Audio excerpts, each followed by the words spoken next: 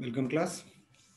व्यवहार के अध्ययन की विधियों का अध्ययन हम कर रहे थे और कल हमने इसके बारे में कुछ जानकारियां जो है वो ली थी और हमने दो विधियां कल हमने देखी थी, न्यूरोफिजियोलॉजिकल और न्यूरोकेमिकल। इसके बारे में आपने भी इन वीडियो को देख करके और अध्ययन किया होगा। कोई भी परेशानी अगर आपको आती है तो आप मुझे मैसेज जो है वो कर सकते हैं। आज हम दो जो बहुत छोटी छोटी सी विधियां हैं इनके बारे में और चर्चा करेंगे और आज हम इस चैप्टर को पूरा करने का प्रयास करेंगे। एक है आपका नाभिकीय एवं क्रम वीक्षण प्रतिचयन तकनीक, तंत्रिका रासायनिक विधि हम पढ़ चुके हैं। और इसके बाद है आपका focal and scan sampling technique, इसको हम कहते हैं नाभीय एवं क्रम वीक्षण प्रतिचयन तकनीक। नाम से थोड़ा सा आपको अजीब लग सकता है, इसको आप इस तरह से देखिए कि focal and scan sampling technique, यानी कि इसमें स्कैन सैंपलिंग जो है वो की जाती है। तो मैंने आपको पहले ये बताया था कि मस्तिष्क में विभिन्न केंद्र का ज्ञान जो है वो हमें प्राप्त हो गया है। पहले हमने बात करी थी न्यूरोटैक्सिक एटलस की, कि जिसमें कि ये पता लगाया गया कि कौन सा भाग मस्तिष्क का किस व्यवहार को नियंत्रित करता है। इसका एक मैपिंग जो है वो एटलस जो है वो बना ली गई है और वो जो केंद्र हैं इनका हमें ज्ञान है। जैसे मैंने आपको बताया था ब्रोका एरिया, वर्निक एरिया वगैरह, वेंट्रोमीडियल हाइपोथैलेमस हो गया आपका। तो इसके बाद अध्ययन के लिए सामान्य अवस्था में और उसको जो उद्दीपन दिया गया है उसके कारण व्यवहार में जो परिवर्तन हुआ है, उस अवस्था में मस्तिष्क के विभिन्न जो नाभिक क्षेत्र हैं उन नाभिक क्षेत्रों का अध्ययन हम क्रमवीक्षण विधि या जिसे कहते हैं कि स्कैनिंग द्वारा, स्कैनिंग मशीन पर किया जाता है। यानी एक तो वो हो गया आपका कि नॉर्मली प्राणी किस प्रकार का व्यवहार कर रहा है, और दूसरा एक ज्ञात नाभिकीय क्षेत्र में उद्दीपन के बाद प्राणी किस प्रकार का व्यवहार करता है, ये हम नोट करें। और दोनों ही स्थितियों में उसका स्कैनिंग जो है वो किया जाए। तो ये जो तकनीक है वो अपेक्षाकृत नवीन और रिफाइंड टेक्निक है, परिष्कृत तकनीक है, जिससे कि मस्तिष्क में होने वाले लगातार हो रहे परिवर्तनों का अध्ययन बहुत आसानी के साथ में किया जा सकता है। ठीक है, तो ये जो तकनीक है इसको हम नाभीय प्रतिचयन तकनीक कह रहे हैं। उसके अंतर्गत हम करते क्या हैं कि किसी एक स्पेसिफिक बिहेवियर के अध्ययन हेतु प्राणी के समूह में से चुनिंदा सदस्यों पर ही संपूर्ण ध्यान केंद्रित करके आवश्यक जानकारी और आंकड़े एकत्रित किए जाते हैं। मैं आपको एक पीडीएफ शेयर करूंगा जिसमें कि इसमें आपको जो विधियां हैं वो आपके सिलेबस में नहीं दी हुई है, लेकिन एक छोटा सा पीडीएफ है, वो मैं आप लोगों के साथ शेयर करना चाहता हूं कि जो वास्तव में व्यवहार की जो फील्ड टेक्निक्स हैं व्यवहार के अध्ययन की, उसमें एक फोकल एनिमल विधि है कि हम क्या करते हैं कि प्राणियों का जो समूह जो बहुत बड़ा होता है, तो हम प्रत्येक प्राणी के व्यवहार का अध्ययन जो है वो संभव वहां पर नहीं है। तो प्राकृतिक परिस्थितियों में हम क्या करते हैं कि किसी एक प्राणी का चयन जो है वो कर लेते हैं जो कि आपके इजी एक्सेस में होता है, और जो प्राय दिखाई देता है उस प्राणी का चयन जो है, आप वहाँ उस समूह के उस प्राणी का चयन जिसको आप आसानी से पहचान सकें। जैसे हिरण का अगर आप व्यवहार का अध्ययन कर रहे हैं तो उसमें कुछ स्पेसिफिक स्पॉट बना हुआ है, तो ऐसे प्राणी को हम बाद में भी आसानी से देख सकते हैं। इस तकनीक में भी हम क्या करते हैं कि ऐसे कुछ चुनिंदा प्राणी जो हैं उनको ले लिया जाता है और सारा ध्यान और जितने भी आंकड़े हम एकत्रित करते हैं वो उस फोकल एनिमल से संबंधित जो है वो होता है। तो इस क्रिया में हम क्या करते हैं कि उस फोकल एनिमल के निश्चित व्यवहार जिसका कि वो प्रदर्शन कर रहा है उसकी आवृत्ति को ज्ञात करते हैं। आवृत्ति का मतलब क्या हुआ कि वो व्यवहार जो है वो प्राणी कब कब करता है, कितने समय के बाद वो उस व्यवहार को रिपीट जो है वो करता है। तो उस प्रदर्शन की आवृत्ति और उसके पुनः प्रदर्शन का पूरा हम एक डिटेल रिकॉर्ड जो है वो बना लेते हैं। तो इस प्रकार से चुने हुए जंतुओं में ही नियत व्यवहार का अध्ययन करके इस संबंध में हम पूरे समूह के लिए सामान्य तथ्य जो है वो ज्ञात हम यहाँ पर करते हैं। जैसे कि किसी प्राणी को अगर प्यास लग रही है तो वो प्राणी पानी पीने की प्रक्रिया में किस प्रकार की क्रियाएं करता है जिससे कि हम उसको पानी की प्राप्ति हो सके। तो वो व्यवहार का एक पूरा सीक्वेंस जो है उसको हम जनरलाइज कर सकते हैं, क्योंकि ये जो ऐसे सामान्य व्यवहार हैं जो कि लगभग समान प्रकार से उस जाति के सभी सदस्यों के द्वारा दोहराए जाते हैं। या जैसे रूस्टिंग बिहेवियर है बर्ड्स का, तो उसमें एक बर्ड के बारे में हम पता करके उसको फोकल एनिमल मान करके कि ये अपनी रूस्टिंग साइट से कितने बजे निकलता है, वापस कितनी बजे आता है, किस जगह का वो चयन करता है, तो उसके आधार पर हम जनरलाइजेशन कर सकते हैं। जैसे कि वो पेड़ के किस स्थान पर बैठता है, वो नीचे वाली शाखाओं पर बैठता है या टॉप पर जाकर के बैठता है, इस प्रकार से हम सभी प्राणियों के लिए उन सामान्य तथ्यों को प्रस्तुत कर सकते हैं। तो ये जो प्रतिचयन तकनीक है वो तो मैं आपको फील्ड स्टडी की बता रहा था।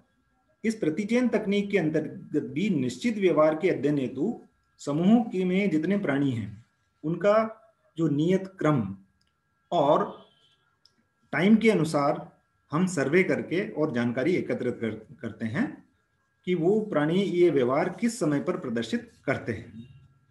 तो इस अध्ययन की खास बात क्या है कि इसके द्वारा जो प्राणी समूह हैं उसमें पूरे दिन में जंतुओं के द्वारा कोई एक विशिष्ट व्यवहार, खास व्यवहार के प्रदर्शन के लिए बिताए गए समय को और इसके प्रतिशत का पूरा ज्ञान जो है वो एकत्रित किया जाता है।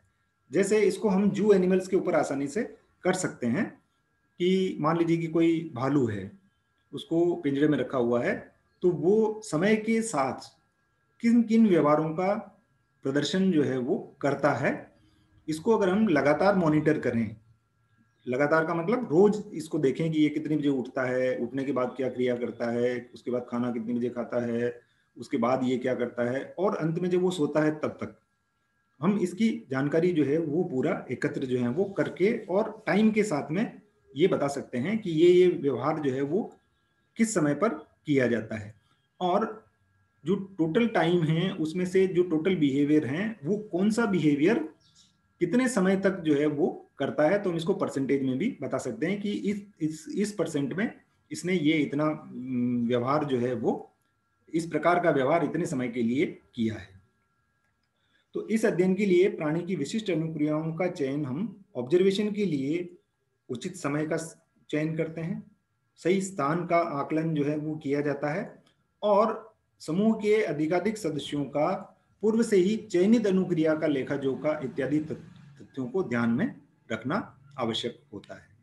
ठीक है, तो एक स्कैन सैंपलिंग मेथड है वो, जो कि मैं आपको उसके बारे में दूंगा। तो एक तो हो गया आपका नाभि और दूसरा हो गया स्कैन सैंपलिंग मेथड। तो इसमें हम दोनों ही चीज़ों का, एक स्कैनिंग मशीन का भी उपयोग कर सकते हैं और एक आपका जो ऑब्जर्वेशन से आप जो स्कैन कर रहे हैं, हम जो देख रहे हैं, ये दोनों ही प्रकार के व्यवहार इसके अंदर होते हैं। तो लेकिन एक क्या होगा, एक लेबोरेटरी टेक्निक हो गई और एक आपका फील्ड टेक्निक जो है वो हो जाती है। ओके, देन नेक्स्ट जो है आपका वो है विशिष्ट व्यवहार के अनुकूलन विशिष्टता के अध्ययन के द्वारा। अडप्टिव सिग्निफिकेंस क्या है इसका हम इसके अंदर अध्ययन करते हैं। तो इस विधि में हम क्या करते हैं, उन व्यवहारों की सार्थकता का अध्ययन करते हैं जो प्राणी के वातावरण में अनुकूलित होने और इसके प्रजनन और इसकी उत्तरजीविता से क्या मतलब हमारा, उसकी लॉन्गिविटी, उसका जो जीवित रहने का जो समय है उसमें ये योगदान प्रदान जो है वो करते हैं।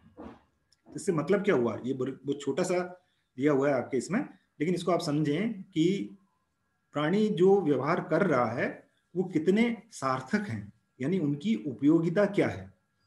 और उपयोगिता किस संदर्भ में, कि जिस वातावरण में प्राणी रह रहा है उसके लिए अनुकूलन में ये व्यवहार सहयोग कर रहे हैं या इसके प्रजनन में सहयोग कर रहे हैं या इसकी लॉन्गिविटी जो उत्तरजीविता है उसमें ये योगदान जो है वो कर रहे हैं।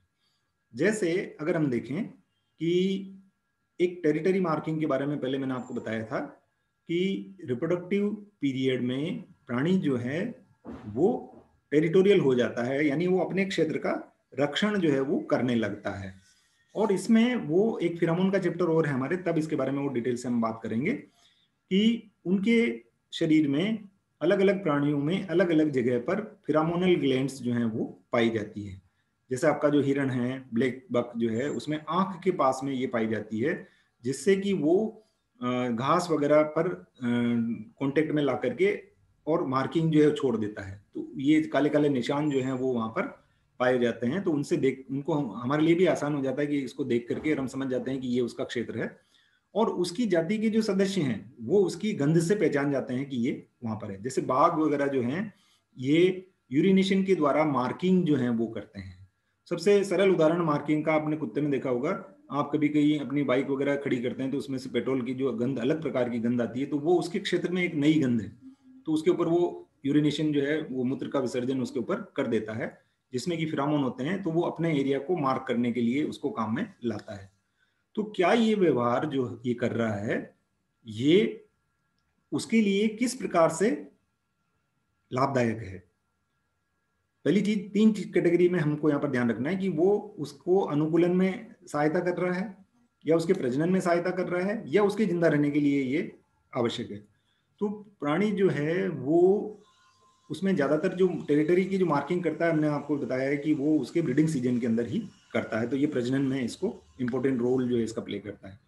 इसी तरह से लॉन्गिविटी के बारे में अगर हम बात करें, उत्तरजीविता के बारे में, तो जो प्राणी निष्क्रियता में जाते हैं, शीत निष्क्रियता हो या ग्रीष्म निष्क्रियता हो, उसके पहले उनका व्यवहार जो है वो परिवर्तित होता है। जैसे अगर हम बियर की बात करें, भालू जो है ठंडे प्रदेशों में जो पाए जाने वाले हैं, तो जब तापमान में बहुत अधिक कमी आती है, सर्दी का जब समय आता है, उसके पहले उसके भोजन करने के व्यवहार में वृद्धि हो जाती है। क्यों? क्योंकि वो उसको आने वाले समय में जीवित रहना है, इसलिए वो ज्यादा से ज्यादा अपने एडिपोज टिश्यू में वृद्धि करना चाहता है। तो वो फैट के रूप में उसके शरीर के अंदर एकत्र हो जाती है।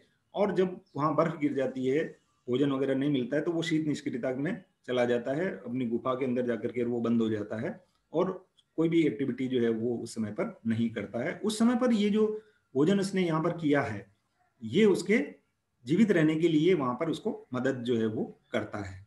तो वो उसके उत्तरजीविता के लिए ये हो गया, और अनुकूलन के लिए भी है ये, क्योंकि वहां पर वो ठंडे प्रदेशों में पाया जा रहा है। तो जितना आपका फैट जो है वो एडिपोज टिश्यू के अंदर इकट्ठा हो रहा है, तो वो एक इंसुलेटर का काम करता है, जो कि उसको बाहर के तापमान से, कम तापमान से बचाता है।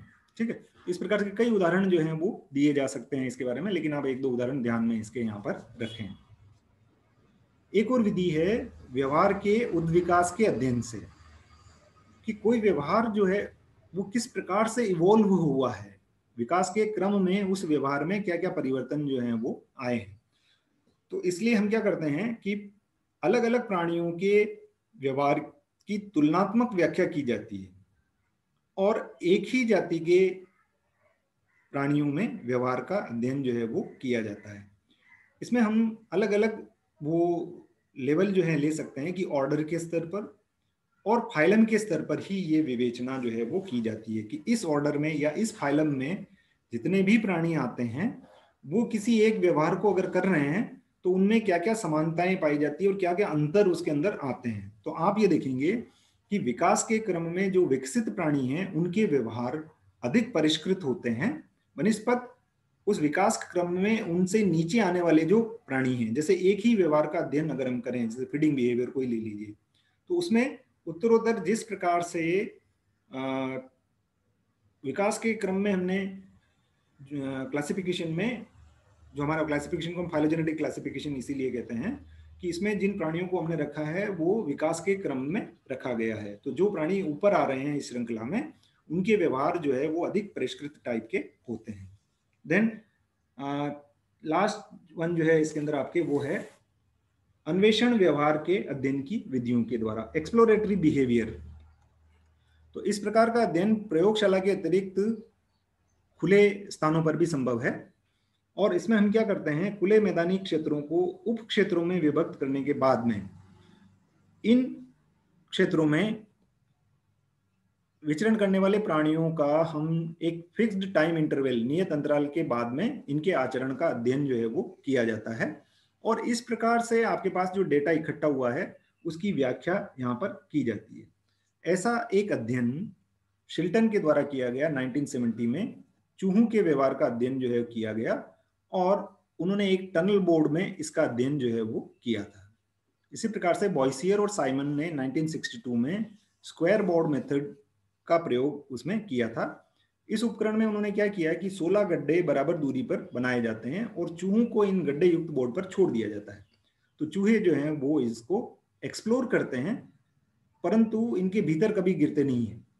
तो नियत समय में चूहों के द्वारा जो एक्सप्लोर किया गया है वो गड्ढों की संख्या के आधार पर इनके व्यवहार को समझा जा सकता है। तो इसी प्रकार से लैंगिक, एग्रेशन और आपसी झगड़ों से संबंधित व्यवहारों के अध्ययन की भी अनेक विधियां ज्ञात है, जो कि हमें व्यवहार के संदर्भ में बहुत ज्ञान जो है वो उपलब्ध करवाती है। जैसे एक है आपका जैविक नियतकालिता, सर्केडियन रिदम, जो कि डेली जो रिपीट होने वाली एक्टिविटीज हैं उनको इसमें अंदर हम अध्ययन करते हैं।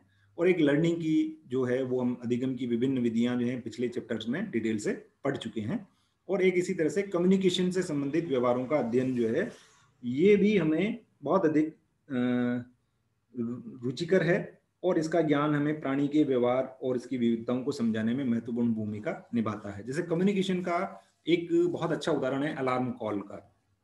कम्युनिकेशन जो है वो स्पीसीज टू स्पीसीज होता है और या डिफरेंट स्पीसीज के बीच में भी हो सकता है, यानी इंटर स्पेसिफिक और इंट्रा स्पेसिफिक ये हो सकता है।